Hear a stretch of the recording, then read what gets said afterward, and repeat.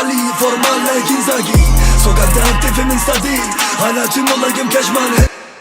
Evet, gördüğün gibi sesi tam da böyle bitirmelisin. İlk olarak sesin bitmesini istediğimiz yeri kesiyoruz ve bu parçayı nesliyoruz. Ardından neslin içine girip sesi kestiğimiz alandan sonraki yeri biraz daha uzatıyoruz. Ve bir kesme atıp sadece uzattığımız bölümün ses desibelini sıfıra kadar çekiyoruz. Daha sonra ana sekansa döndüğümüzde neslediğimiz parçanın üzerine Studio Reverb efektini ekliyoruz. Efekt ayarlarından Vocal Large presetini seçiyoruz. Son olarak gösterdiğim gibi son rötuşları ayarlıyoruz. Ve sesimiz hazır.